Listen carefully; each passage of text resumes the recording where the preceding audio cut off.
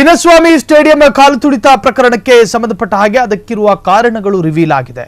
11 ಜನರ ಸಾವಿಗೆ RCB, KSCA, DNA ಪೊಲೀಸರೇ ಕಾರಣ. ಚಿನ್ನಸ್ವಾಮಿ ಸ್ಟೇಡಿಯಂ ಕಾಲು ತುಳಿತ ಪ್ರಕರಣ 11 ಜನರ ಸಾವಿಗೆ ಆರ್ಸಿಬಿ, ಕೆಎಸ್ಸಿಎ, ಡಿಎನ್ಎ ಪೊಲೀಸರೇ ಕಾರಣ. ದುರಂತಕ್ಕೆ ಕಾರಣ ಬಿಚ್ಚಿಟ್ಟ ನಿವೃತ್ತ ನ್ಯಾಯಮೂರ್ತಿ ಮೈಕಲ್ ಡಿ ಕುನ್ಹಾ ತನಿಖಾ ಆಯೋಗ.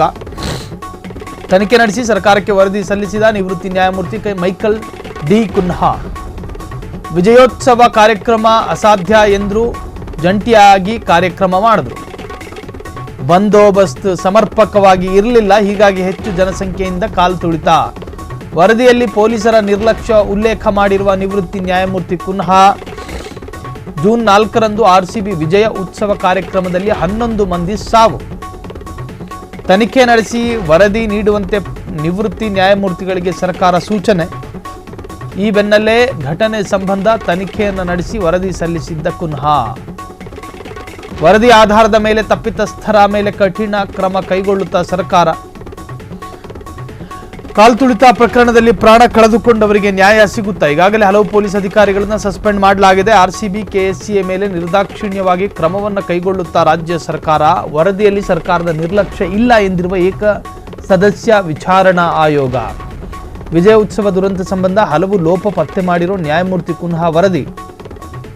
ಚಿನ್ನಸ್ವಾಮಿ ಸ್ಟೇಡಿಯಂ ಕಾಲು ತುಳಿತ ಪ್ರಕರಣ. ಅವತ್ತು ಆರ್ಸಿಬಿಯ ಗೆಲುವಿನ ಸಂಭ್ರಮವನ್ನು ವ್ಯಕ್ತಪಡಿಸುವುದಕ್ಕೆ ಬೆಂಗಳೂರಿನ ಚಿನ್ನಸ್ವಾಮಿ ಸ್ಟೇಡಿಯಂ ಬಳಿ ಜನ ಸೇರಿದ್ರು. ಸಾವಿರಾರು ಜನ ಅನ್ಕೊಂಡಿದ್ರು, ಲಕ್ಷಾಂತರ ಜನವಾಗಿ ಮಾರ್ಪಡ್ತು. ಲಕ್ಷ ಲಕ್ಷ ಜನಪ್ರವಾಹಗಳು ಹರಿದು ಬಂತು. ಸರ್ಕಾರದ ಕಡೆಯಿಂದ ಪ್ರಾಥಮಿಕವಾಗಿ ಏನೇನು ಮಾಡೋದಕ್ಕೂ ಸಾಧ್ಯನೋ ಎಲ್ಲದಕ್ಕೂ ಕೂಡ ಆದೇಶ ಕೊಡ್ತು, ಭದ್ರತೆಗೆ, ಬಂದೋಬಸ್ತಿಗೆ, ಎಲ್ಲದಕ್ಕೂ. ಆದರೆ ಅಧಿಕೃತ ಅನುಮತಿಯನ್ನು ಪಡ್ಕೊಂಡಿರಲಿಲ್ಲ ಸರ್ಕಾರದ ಕಡೆಯಿಂದ. ಆದರೂ ಕೂಡ ವಿಜಯ ಉತ್ಸವ ನಡೆಯಿತು. ದಯಾನಂದ್ ಅವರು ಆ ದಿನ ಕಮಿಷನರ್ ಆಗಿದ್ದರು. ಸೊ ಆ ಸಂದರ್ಭದಲ್ಲಿ ಬಂದೋಬಸ್ತಿನ ಕೊರತೆಯಿಂದಾಗಿಯೇ ಸಾವು ನೋವು ಸಂಭವಿಸಿದೆ ಅಂತ ಹೇಳಿ ಒಂದಷ್ಟು ಪೊಲೀಸ್ ಇಲಾಖೆಯ ಉನ್ನತ ಅಧಿಕಾರಿಗಳನ್ನು ಕೂಡ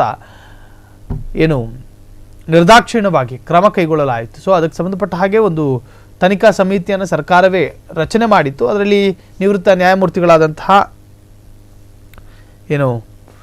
ಈ ಬೆನ್ನಲ್ಲೇ ತನಿಖೆ ಸಂಬಂಧ ವರದಿ ಸಲ್ಲಿಸಿದ್ದ ಕುನ್ಹಾ ವರದಿ ಆಧಾರದ ಮೇಲೆ ತಪ್ಪಿತಸ್ಥರ ಮೇಲೆ ಕಠಿಣ ಕ್ರಮ ಕೈಗೊಳ್ಳುತ್ತಾ ಸರ್ಕಾರ ಎನ್ನುವಂತಹದ್ದು ಈಗ ಕಾಡ್ತಾ ಇರತಕ್ಕಂತಹ ಪ್ರಶ್ನೆ. ಕ್ಷಣ ಕ್ಷಣದ ಸುದ್ದಿಗಳಿಗಾಗಿ ಫ್ರೀಡಂ ಟಿವಿ ಸಬ್ಸ್ಕ್ರೈಬ್ ಮಾಡಿ, ಲೈಕ್ ಮಾಡಿ ಹಾಗೂ ಫಾಲೋ ಮಾಡಿ. ಹೊಸ ಸುದ್ದಿಗಳ ನೋಟಿಫಿಕೇಶನ್ಗಾಗಿ ಬೆಲ್ ಐಕಾನ್ ಮೇಲೆ ಕ್ಲಿಕ್ ಮಾಡಿ.